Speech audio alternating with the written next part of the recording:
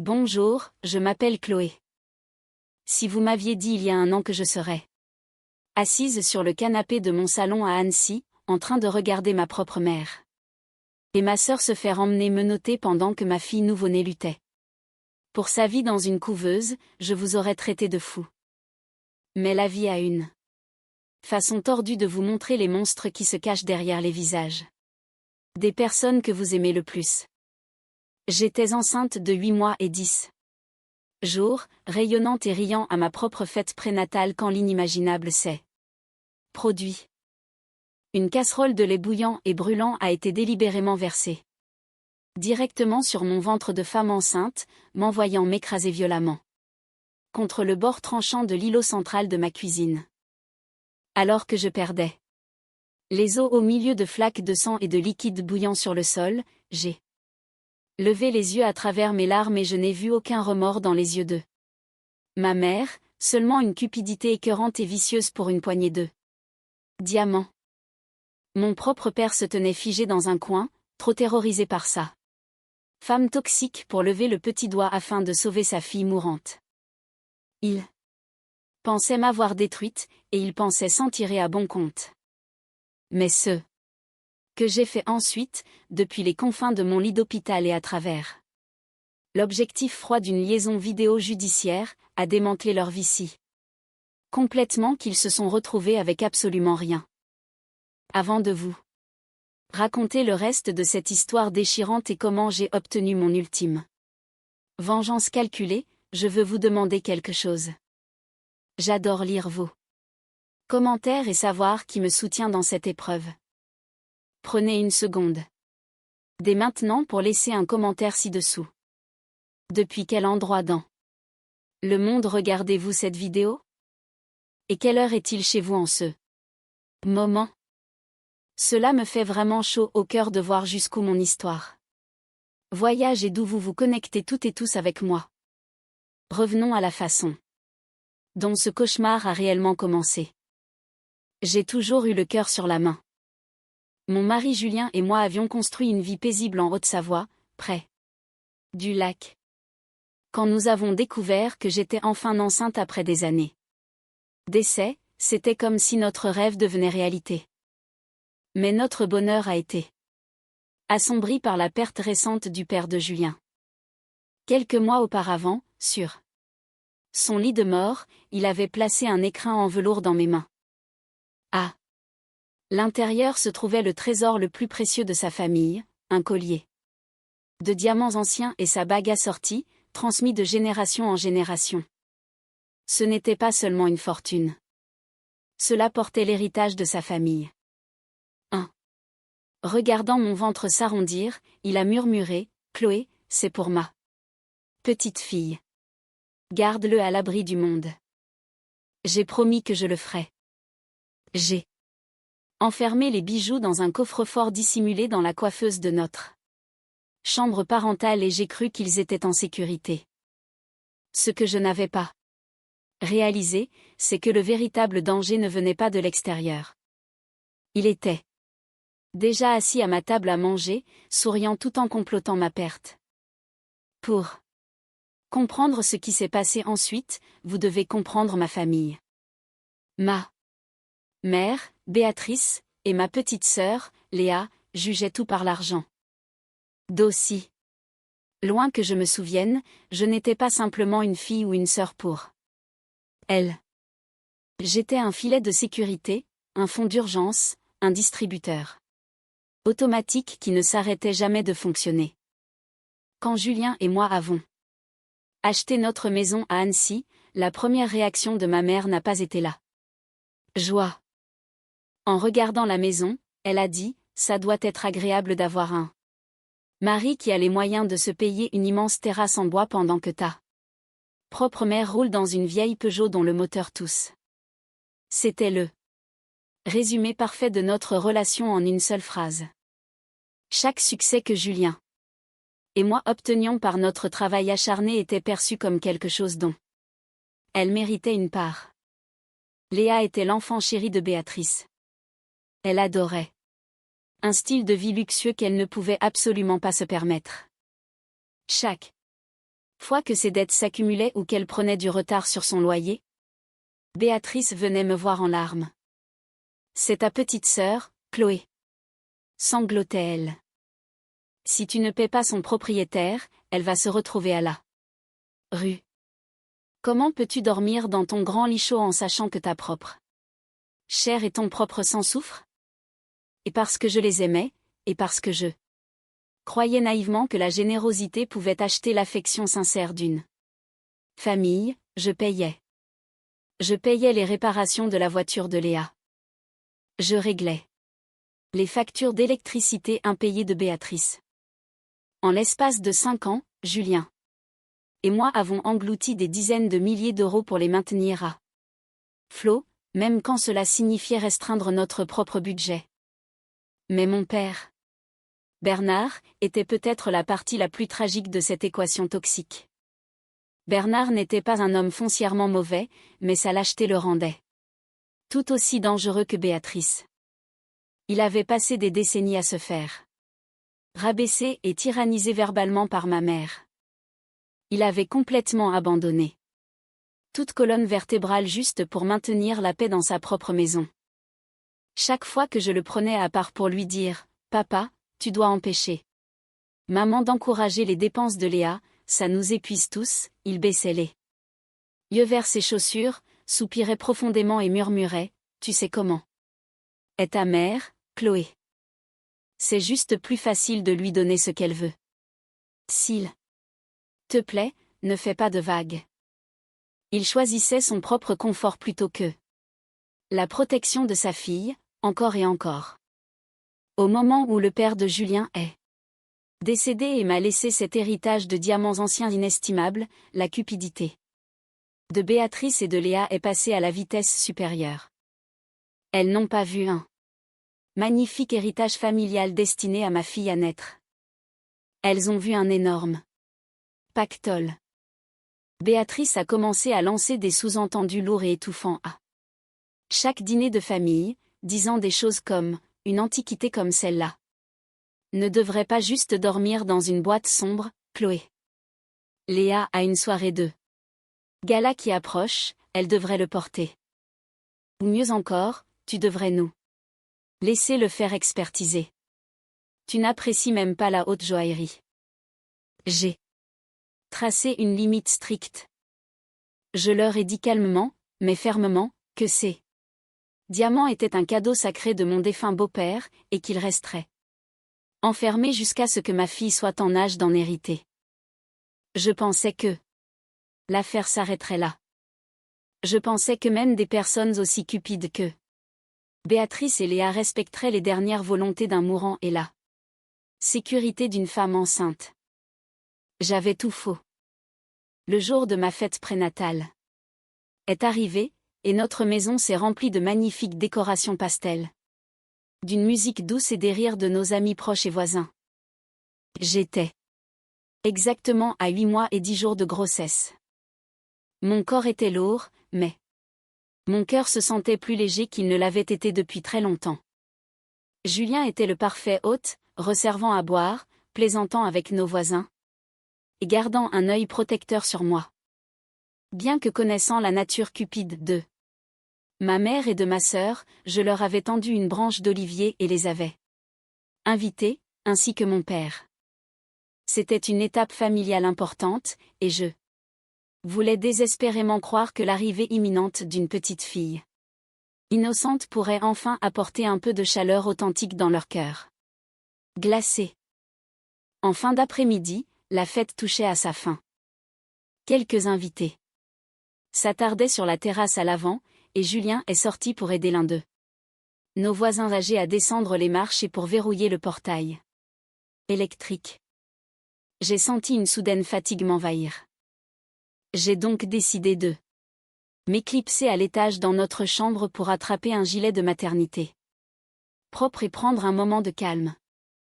Alors que j'avançais dans le couloir moquetté vers ma chambre, j'ai remarqué que la porte était entr'ouverte. Je me suis figé sur place.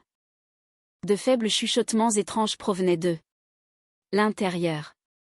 Mon cœur a commencé à s'emballer, envahi d'une peur viscérale. Immédiate. Je me suis approché à pas de loup et j'ai regardé par l'entrebâillement. Ce que j'ai vu a brisé mon âme en 1 million de morceaux. Ma sœur Léa était agenouillée sur le sol à côté de ma coiffeuse. Elle tenait un lourd pied de biche en métal dans ses mains gantées, et elle avait complètement forcé le tiroir caché où se trouvait mon coffre-fort.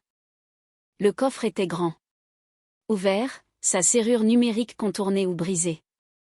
Léa attrapait avidement l'écrin en velours contenant le collier et la bague en diamant ancien de mon défunt beau-père, les fourrant directement dans son grand sac à main de créateur. Debout juste derrière elle, faisant le guet, se trouvait ma mère. Béatrice se frottait les mains, arborant un sourire euphorique et terrifiant. Tout en pressant Léa, « Dépêche-toi, idiote.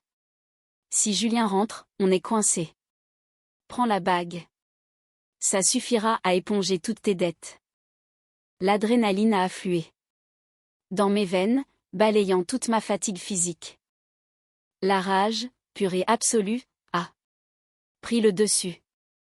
J'ai poussé la porte à la volée, le bois claquant violemment contre le mur. « Enlevez vos sales pattes de l'héritage de ma fille, » ai-je hurlé, ma voix faisant trembler toute la pièce.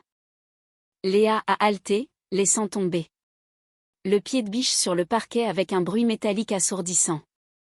Elle a immédiatement serré son sac contre sa poitrine comme un animal acculé. Le visage de Béatrice est passé du choc à un masque de pure malveillance. « Chloé, ne sois pas dramatique, » a ricané Béatrice en s'interposant entre moi et Léa. « Ta sœur a des ennuis. Tu n'as pas besoin de ces diamants. Tu as un mari riche. Nous prenons juste ce que nous méritons. Vous volez un bébé qui n'est même pas encore né, » ai-je crié, les larmes coulant sur mon visage en me précipitant devant Béatrice. J'ai attrapé la lanière du sac de Léa, tirant avec chaque once de force que je possédais. J'ai fini de vous protéger. J'ai fini d'être votre distributeur de billets. Je descends tout de suite. Je vais chercher Julien et on appelle la gendarmerie. Vous allez toutes les deux en prison. D'un coup sec et désespéré, j'ai arraché le sac des mains de Léa, en sortant l'écrin en velours et en le serrant fermement contre ma poitrine. Léa a paniqué en hurlant. « Maman, fais quelque chose, elle va ruiner ma vie. » Léa a décampé de la chambre et a dévalé les escaliers en direction de la cuisine, terrifiée à l'idée d'être surprise par les invités restants. Le visage de Béatrice s'est complètement assombri. Elle m'a poursuivi dans le couloir et m'a suivi jusque dans la cuisine. Dans la cuisine, une grande casserole argentée sur la gazinière était remplie à ras-bord de lait, qui bouillait à gros bouillon pour la préparation d'un dessert spécial. Mon père, Bernard, se tenait près de l'îlot central, tenant une assiette, observant la scène. « Papa, aide-moi, » ai-je crié, haletante et tremblante. Elles ont forcé mon coffre. Elles ont essayé de voler les diamants. Bernard m'a regardé, les yeux écarquillés par la peur, puis son regard a dévié vers Béatrice. Il a reculé d'un pas, les mains tremblantes, complètement paralysé par sa propre lâcheté. Il n'a pas dit un mot. Il n'a pas bougé d'un centimètre pour m'aider. « Tu crois que tu vas envoyer ma fille préférée en prison ?» a grondé Béatrice, sa voix transformée en un murmure démoniaque. « Je ne crois pas, Chloé. » Avant même que je puisse réaliser ce qu'elle faisait, Béatrice s'est jetée vers la gazinière. Elle a attrapé les lourdes poignées de la casserole de lait bouillant et brûlant. D'un mouvement écœurant et délibéré, elle l'a soulevée et a jeté tout son contenu directement sur moi. La chaleur atroce et fulgurante a d'abord frappé mon ventre rebondi. J'ai eu l'impression que le feu dévorait ma peau. J'ai poussé un hurlement qui ne ressemblait même pas à un son humain. Le choc immense de la douleur brûlante et la force du liquide m'ont projeté en arrière. Mes pieds ont glissé sur le carrelage mouillé et je me suis effondré violemment. La partie inférieure de mon ventre de femme enceinte a heurté avec une force d'écrasement horrible le coin solide et tranchant en bois de l'îlot central. Un craquement sec et insoutenable a résonné dans mon corps. Une vague de fluide chaud mélangé à du sang rouge vif s'est instantanément répandue sous moi sur le sol de la cuisine. Je venais de perdre les os. Mon bébé était en détresse. À travers le brouillard aveuglant de la douleur, j'ai levé les yeux depuis le sol. Béatrice se tenait au-dessus de moi, tenant la casserole vide, les yeux froids. Calculateur et vide. Léa épiait depuis le couloir, et mon père restait figé. Complice silencieux de mon exécution. J'ai cherché mon souffle, serrant mon ventre en feu, priant pour que ma petite fille survive à cette nuit. Mon cri d'agonie a transpercé les murs de notre maison, brisant le calme de la fin d'après-midi. Dehors sur la terrasse, Julien l'a entendu. Plus tard, il m'a avoué que c'était un son qui a hanté ses cauchemars, le son d'une terreur pure et absolue. En quelques secondes, la porte de la cuisine a volé en éclats et Julien a fait irruption comme une tornade. La scène qui s'est offerte à ses yeux sortait tout droit d'un film d'horreur. J'étais prise de convulsions sur le sol. Ma robe de grossesse trempée de sang et de lait bouillant, ma peau commençant déjà à se couvrir de cloques. Sous moi, une flaque terrifiante de liquide amniotique et de sang sombre s'étalait sur le carrelage blanc. Juste là, debout. Au-dessus de mon corps tordu de douleur, se trouvait ma mère, Béatrice. Elle serrait encore la lourde casserole fumante dans ses mains, les jointures blanches, le visage figé dans un masque de malveillance froide et impénitente. Mon père, Bernard, était reculé contre le réfrigérateur, les mains sur la bouche, gémissant comme un chien blessé, mais ne faisant absolument rien. Julien n'a pas perdu un seul battement de cœur. Il n'a pas discuté. Il n'a pas posé de questions.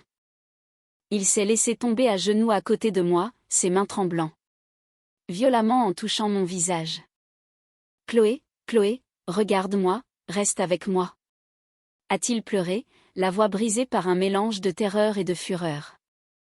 Il a immédiatement sorti son téléphone et composé le 15, hurlant au bout du fil. J'ai besoin du SAMU et de la police immédiatement. Ma femme enceinte a été sauvagement agressée. Elle a perdu les os. Elle perd son sang et les agresseurs sont encore dans ma cuisine. En raccrochant, il a levé les yeux vers Béatrice, ses yeux brûlants d'une rage mortelle qui a fait reculer d'un pas à la fois ma mère et mon père.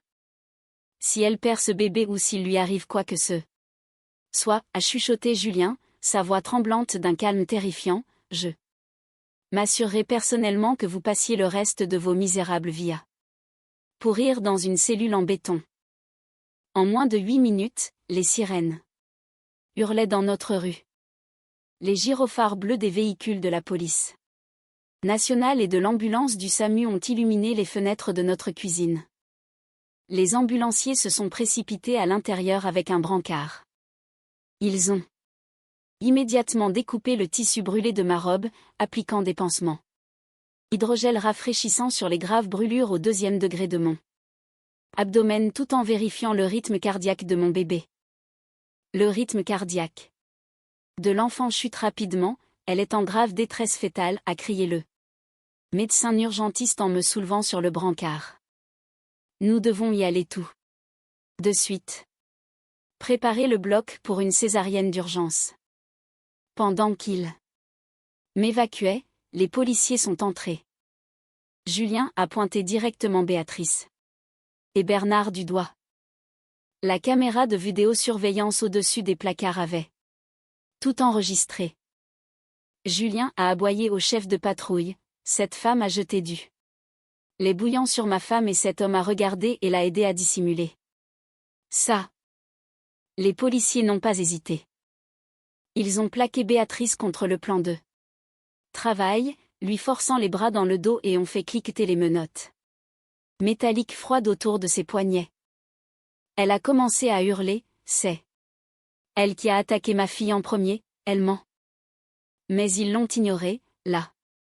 Traînant par la porte d'entrée à la vue de nos voisins restants. Bernard a été menotté juste après, tremblant et pleurant, marmonnant, je n'ai rien fait, je le jure. Ils l'ont poussé à l'arrière d'une autre voiture de police. Léa, le serpent par qui tout avait commencé, s'était déjà éclipsé par la baie vitrée. Arrière en direction du sous-bois avant que les flics n'arrivent. Mais le policier a regardé Julien dans les yeux et a dit, nous lançons un avis de recherche pour la sœur, elle n'ira pas loin. Julien a sauté à l'arrière de l'ambulance avec moi, me tenant la main si fort que ses jointures en étaient blanches. Alors que les portes se refermaient avec fracas et que la sirène de ton retentissait, quelque chose a changé en moi. La douleur aveuglante était toujours là, mais les larmes ont cessé de couler. La fille naïve et indulgente est morte sur le sol de cette cuisine. En regardant le visage de Julien taché de larmes, une détermination froide et calculée m'a envahi. J'allais survivre à ça. Mon bébé allait survivre à ça, et j'allais utiliser absolument toutes les armes légales, financières et émotionnelles existantes pour détruire totalement Béatrice, Léa et Bernard.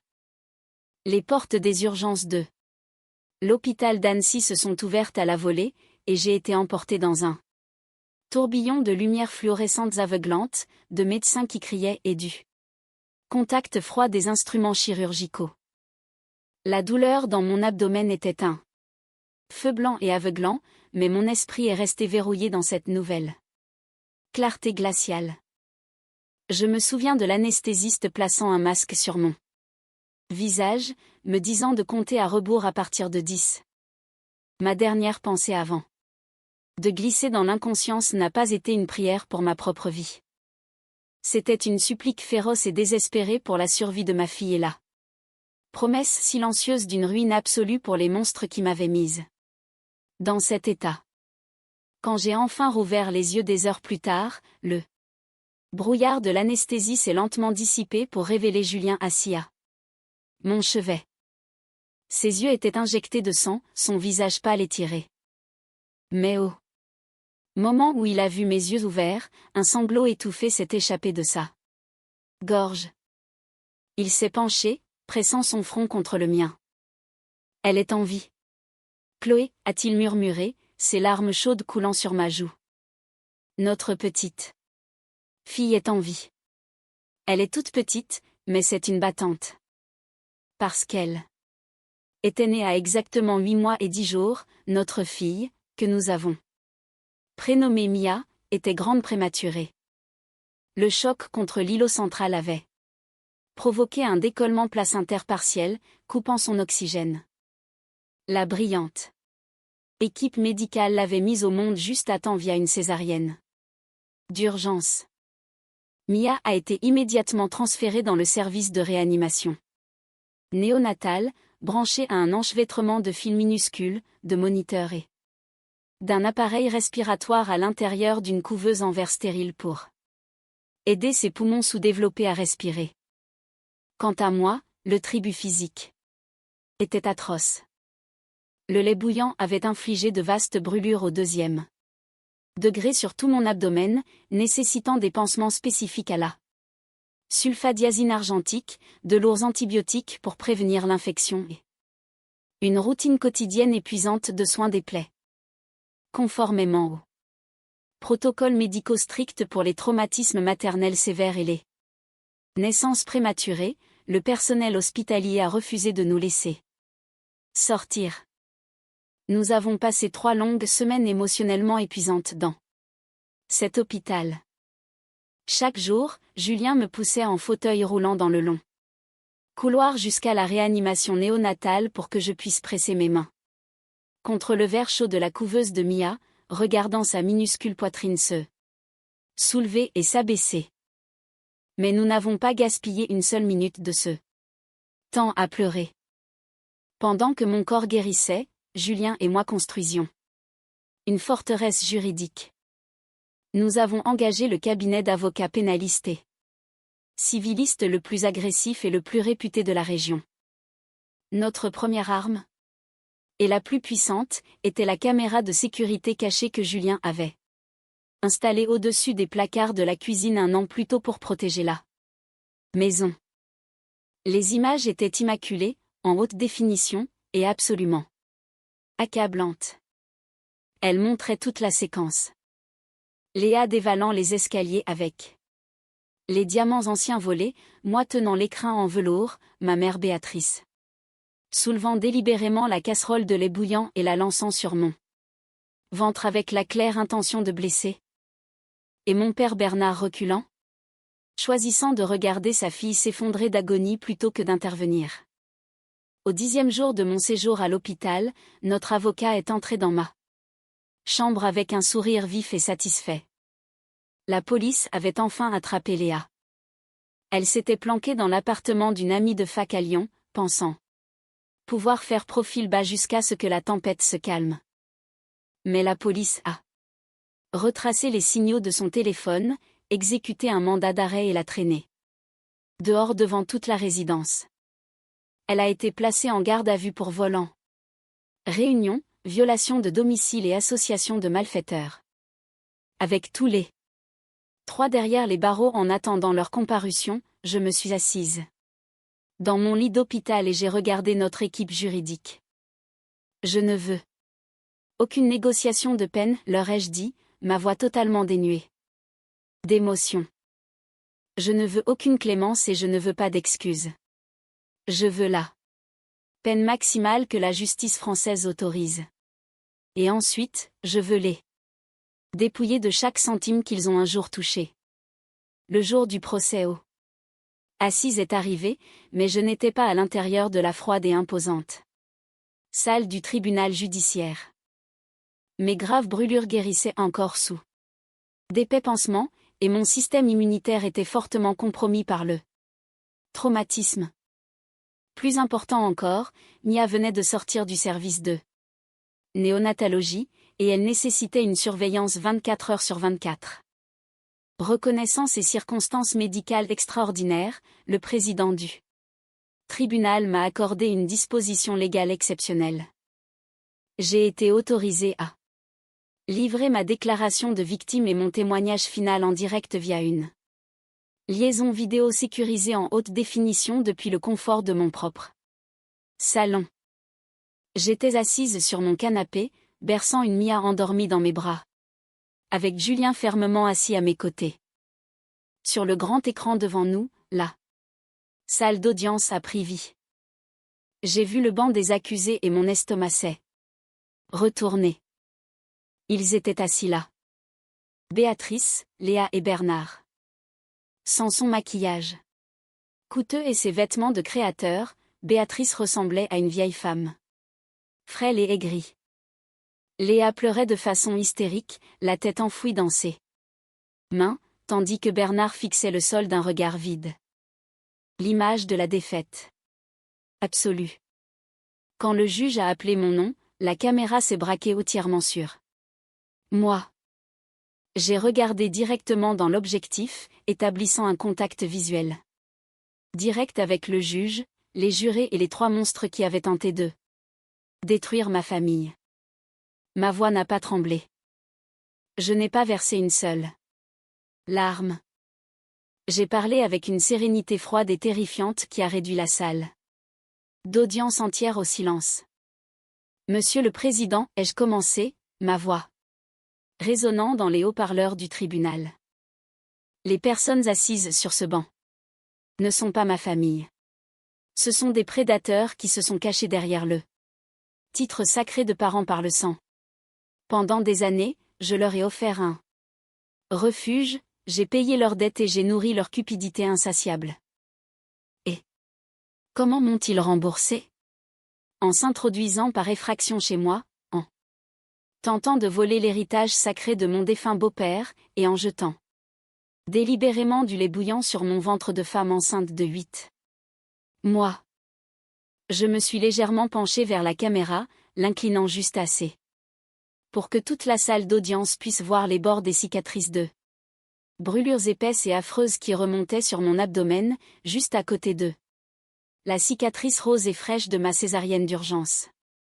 Elles n'ont pas seulement essayé de me faire du mal. Elles ont essayé d'assassiner ma fille. Avant même qu'elle ne puisse prendre sa première inspiration. Mon père a regardé la scène comme un lâche. Ma sœur a orchestré le vol et ma mère a allumé la gazinière. Ils n'ont montré aucune pitié envers un enfant à naître innocent. Je demande à cette cour de ne leur montrer absolument aucune pitié. Notre avocat a ensuite diffusé les images immaculées de la vidéosurveillance de la cuisine. Regardez la vidéo en haute définition, voir la malveillance délibérée sur le visage de Béatrice alors qu'elle lançait le liquide bouillant à laisser les jurés complètement horrifiés. L'argument de la défense plaidant un tragique accident de cuisine a été instantanément pulvérisé. Le jugement et le karma, le marteau de la justice, se sont abattus sur eux avec une force brutale et écrasante. Ma mère, Béatrice, a été reconnue coupable de violence volontaire avec arme, ayant entraîné une mutilation ou une infirmité permanente, et de violence ayant mis en péril la vie d'un enfant à naître. Le juge l'a condamnée à la peine maximale, 15 ans de réclusion criminelle en centre pénitentiaire, avec une peine de sûreté. Ma sœur Léa a été reconnue coupable de vol aggravé, violation de domicile et association de malfaiteurs. Elle a été condamnée à 7 ans de prison ferme. Mon père Bernard, pour sa négligence criminelle et pour avoir agi comme complice silencieux d'un crime violent, a été condamné à 3 ans de prison pour non-assistance à personne en danger. Mais leur punition ne s'est pas arrêtée derrière les barreaux de la prison. Notre avocat civil a lancé une contre-attaque financière dévastatrice. Nous avons déposé une plainte pour dommages et intérêts se chiffrant en centaines de milliers d'euros pour préjudice corporel et détresse psychologique extrême.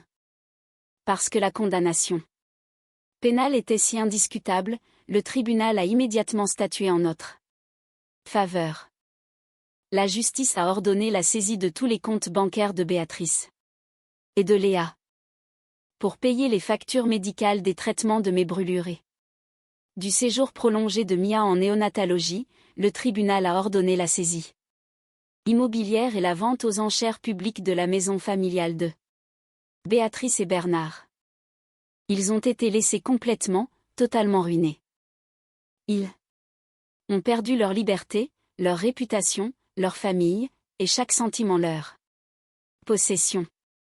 Ils sont allés en prison en sachant que la maison même dans laquelle ils vivaient était vendue pour payer les soins médicaux du bébé qu'ils avaient essayé de détruire. Aujourd'hui, alors que je suis assise sur notre terrasse en bois à Annecy, le soleil savoyard réchauffant mon visage, je baisse les yeux vers Mia, qui rit dans sa poussette.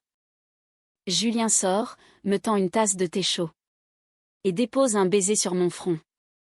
Le collier et la bague en diamants anciens reposent en sécurité dans le coffre d'une banque, attendant le jour où Mia fêtera ses 18 ans. Les cicatrices sur ma peau finiront par s'estomper. Mais la paix dans notre maison est permanente.